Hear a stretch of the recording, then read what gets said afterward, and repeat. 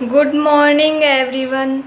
Last class में हम पढ़ रहे थे आइसोस्पिन कंजर्वेशन लॉ, जिसमें हमने क्या स्टार्ट किया था, मीनिंग ऑफ आइसोस्पिन, कि आइसोस्पिन का क्या मीनिंग होता है। ठीक है, तो आइसोस्पिन का हमने क्या पढ़ा था कि मतलब जो फंडामेंटल पार्टिकल होते हैं उनके अंदर जो इंटरेक्शन, स्ट्रॉन्ग इंटरेक्शन होता है वो क्या होता है, सेम होता है। जैसे कुछ पार्टिकल है उसका स्ट्रॉन्ग इंटरेक्शन क्या होगा, सेम होगा, तो वो क्या कहलाएंगे, वो उन पार्टिकल को क्या बोल सकते हैं, एक मल्टीपल्स पार्टिकल बोल सकते हैं। ठीक है, जैसे हम एग्जाम्पल लिया था हमने प्रोटॉन और न्यूट्रॉन का। ठीक है, किसका एग्जाम्पल लिया था, प्रोटॉन और न्यूट्रॉन का। हमने देखा था कि इसके अंदर इंटरेक्शन प्रोसेस दोनों की क्या होती है, सेम होती है। इसका मास भी लगभग सेम होता है और स्पिन भी क्या होती है, सेम होती है। तो हम इसको क्या मान सकते हैं, एक ही पार्टिकल की दो स्टेट मान सकते हैं। ठीक है, एक पार्टिकल की क्या मान सकते हैं, दो स्टेट मान सकते हैं। तो ये दो हैं, एक पार्टिकल की दो स्टेट है, तो इसको हमने क्या बोला था, डुप्लेट। ठीक है, ऐसे अगर तीन पार्टिकल एक जैसे हो, जिनकी क्या हो, इंटरेक्शन प्रोसेस सेम हो, तो उसको क्या बोलते हैं, ट्रिपलेट। ठीक है, और अगर कोई एक ही पार्टिकल है उसके इक्वल प्रोसेस किसी अदर पार्टिकल की ना हो, तो उसको अब क्या बोलते हैं, सिंगलेट। ठीक है, हमने इनके बारे में पढ़ लिया था कि डुप्लेट क्या होते हैं, ट्रिपलेट क्या होते हैं और सिंगलेट क्या होते हैं। ठीक है, फिर हमने पढ़ा था कि आइसोस्पिन है, उसका जेड कंपोनेंट। अगर आइसोस्पिन की बात करें तो सबसे पहले हम किसके बारे में बात करते हैं, आइसोस्पिन के अंदर आइसोस्पिन के थर्ड कंपोनेंट, जिसके कहते हैं I3 कंपोनेंट।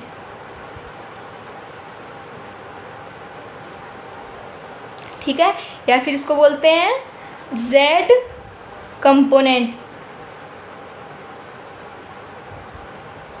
ठीक है, आइसोस्पिन की बात करें किसी पार्टिकल की, तो उसके अंदर किसके बारे में बात करेंगे हम, I3, मतलब इसका थर्ड कंपोनेंट। ठीक है, अगर हम कोई पार्टिकल ले रखा है, ठीक है, उसका जो मल्टीप्लेट है उसकी मल्टीप्लिसिटी को डिफाइन करेंगे। अगर कोई पार्टिकल की आइसोस्पिन मान लो कितनी है, I है, आइसोस्पिन कितनी है, I है, तो हम ये चेक करें कि कोई पार्टिकल की मल्टीप्लिसिटी कितनी हो सकती है। तो उसके लिए क्या फॉर्मूला होगा, क्या होगा, multiplicity of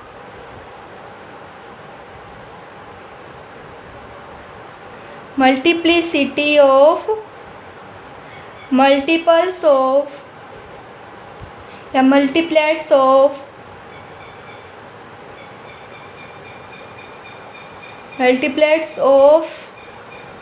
any particle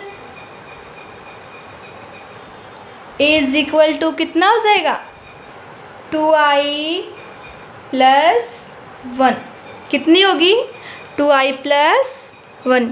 multiplicity of multiples of any particle, कोई भी एक पार्टिकल उसके मल्टीपल्स की कितनी, मल्टीप्लेट्स की कितनी मल्टीप्लिसिटी होगी, 2i प्लस 1। ठीक है, तो एग्जाम्पल लें, जैसे हम सिंगलेट लेते हैं, कोई भी सिंगलेट है, ठीक है, तो उसका क्या होगा, सिंगलेट है उसका क्या होगा, मान लो I क्या हो जाएगी, 0 हो जाएगी। I 0 होगी तो उसकी थर्ड कंपोनेंट या फिर मल्टीप्लिसिटी कितनी हो जाएगी, I3 इक्वल टू भी क्या हो जाएगी, 0। और मल्टीप्लिसिटी चेक करें, I 0 है, मल्टीप्लिसिटी क्या आ जाएगी, 1। मतलब अगर कोई पार्टिकल है उसकी आइसोस्पिन कितनी है, 0 है, तो उसका थर्ड कंपोनेंट भी क्या होगा, 0 होगा। ठीक है, और उसकी मल्टीप्लिसिटी चेक करें तो क्या आ जाएगी, यहाँ 0 पुट करो, 2 × 0 + 1 क्या आ रहा है, 1 आ रहा है। मतलब उसकी मल्टीप्लिसिटी कितनी आ गई, 1 आ गई। कोई भी पार्टिकल की मल्टीप्लिसिटी इस टाइप से हम फाइंड आउट कर सकते हैं। ठीक है, अब हम देखते हैं अगर पार्टिकल ले लो या फिर एंटी पार्टिकल, उसके अंदर इंटरेक्शन प्रोसेस क्या होती है सबकी, सेम। फंडामेंटल पार्टिकल या उसके एंटी पार्टिकल की इंटरेक्शन प्रोसेस तो क्या होती है, सेम, और उनकी जो आइसोस्पिन होती है वो भी क्या होती है, सेम। क्या होती है, isospin of particle and anti particle is same. क्या होगा, क्या लिखेंगे, आइसोस्पिन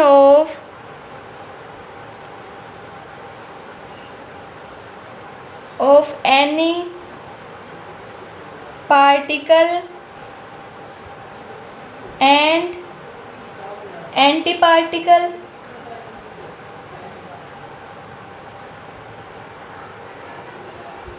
is same। क्या होगी, सेम होगी। लेकिन इसके थर्ड कंपोनेंट की बात करें तो वो क्या होगी, अपोजिट। क्वांटिटी तो क्या होगी, सेम होगी, लेकिन चार्ज क्या होगा, अपोजिट होगा। पार्टिकल और एंटी पार्टिकल की जो आइसोस्पिन का थर्ड कंपोनेंट है I3, ये तो क्या हो गया, सेम, और ये क्या होगा, अपोजिट।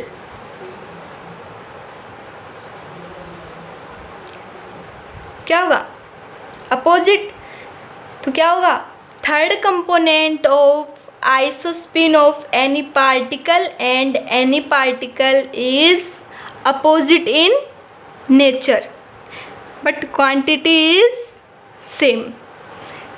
वैल्यू तो क्या रहेगी दोनों की, आइसोस्पिन में पार्टिकल और एंटी पार्टिकल की थर्ड कंपोनेंट की वैल्यू तो क्या होगी, सेम होगी, बट उसका चार्ज होगा कि वो क्या होगा, अपोजिट होगा।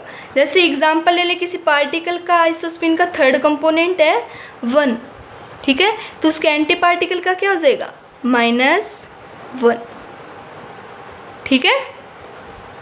अब हम मानते हैं, अगर कोई हम क्या मानते हैं, मान लो कोई आइसोस्पिन मल्टीप्लेट्स हैं पार्टिकल के,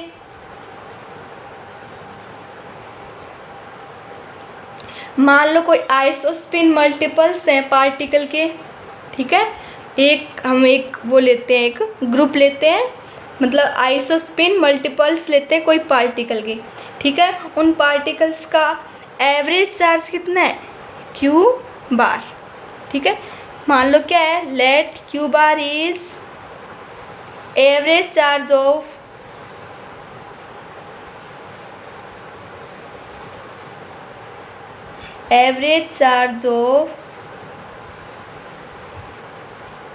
any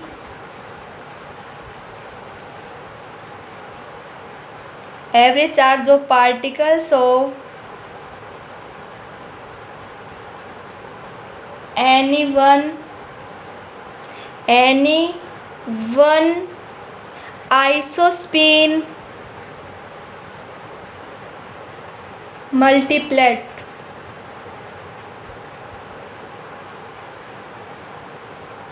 ठीक है, एंड Q इज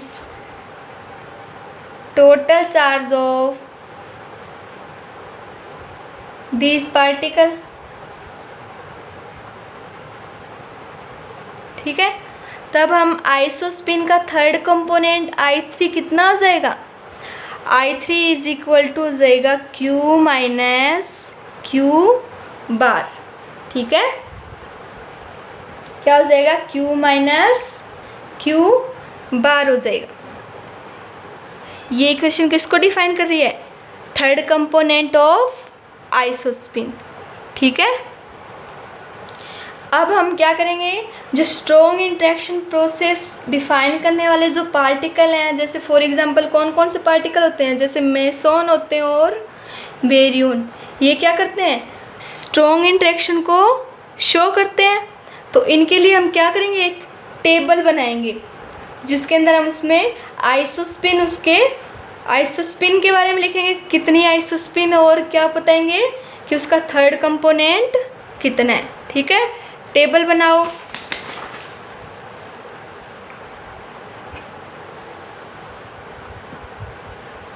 सबसे पहले क्या आ जाएगा, मल्टीप्लेट्स,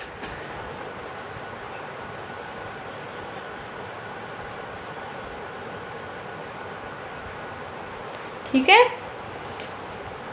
सेकंड में क्या होगा, पार्टिकल, ठीक है। थर्ड देखें तो आइसोस्पिन,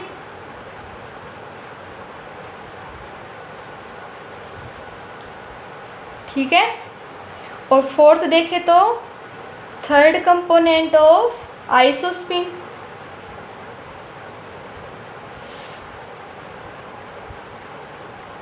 थर्ड कंपोनेंट ऑफ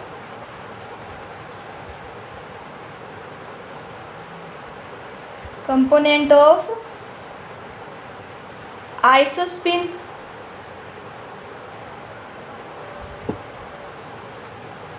ठीक है। या फिर I3, और इसको किससे डिनोट करते हैं? I से, ठीक है। सबसे पहले हम देते हैं सिंगलेट। क्या लेंगे? कौन से मल्टीप्लेट लेंगे? जो सिंगलेट है,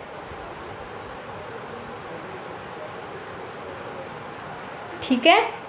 तो सिंगलेट में कौन कौन से थे? जैसे था एटानॉट, सबसे पहले क्या लिया? एटानॉट, ठीक है। अब एटानॉट की स्पिन क्या हो जाएगी? 0, ठीक है। तो थर्ड कंपोनेंट भी क्या हो जाएगा? 0 हो जाएगा। पहले देखो सिंगलेट के लिए तो क्या होता है? आइसोस्पिन, कोई भी सिंगलेट पार्टिकल है,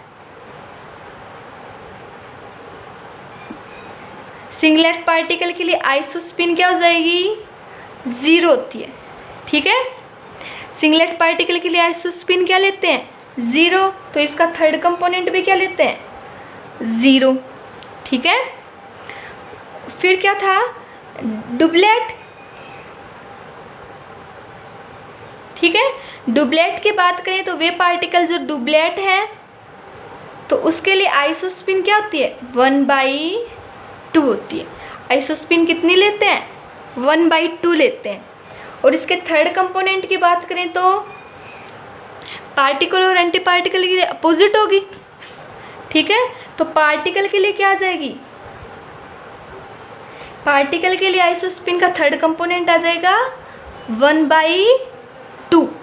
और एंटी पार्टिकल की बात करें तो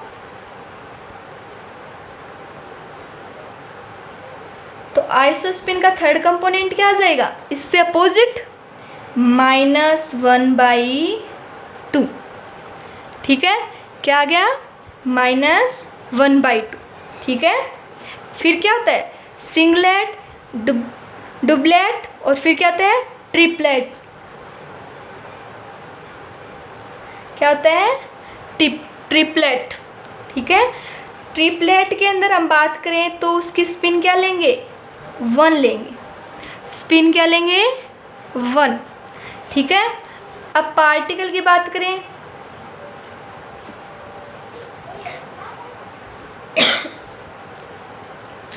तो ट्रिपलेट में आइसोस्पिन के थर्ड कंपोनेंट की वैल्यू कौन कौन सी हो जाएगी? आइसोस्पिन के थर्ड कंपोनेंट की वैल्यू हो जाएगी -1, 0 और 1। तो एक पार्टिकल की आइसोस्पिन का थर्ड कंपोनेंट क्या हो जाएगा? -1, एक का क्या होगा? 0, और एक का होगा +1, ठीक है। समझ में आया?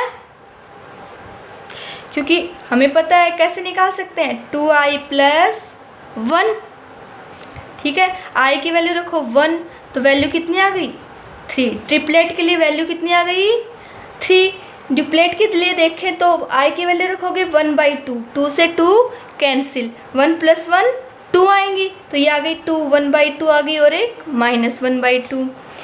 और सिंगलेट के लिए देखें 2i + 1, ठीक है। i की वैल्यू रखो 0, तो वैल्यू क्या आई? 1, तो एक ही मिलेगा हमें, एक ही पार्टिकल है, तो उसका थर्ड कंपोनेंट कितना होगा? 0। सिंगलेट के लिए तो आइसोस्पिन क्या लेते हैं? 0। डुप्लेट के लिए ½ और ट्रिपलेट के लिए क्या लेते हैं? 1, ठीक है। आज के लिए इतना ही। आगे हम नेक्स्ट क्लास में पढ़ेंगे उसकी टेबल के बारे में, किसका कितना आइसोस्पिन होता है। Thank you.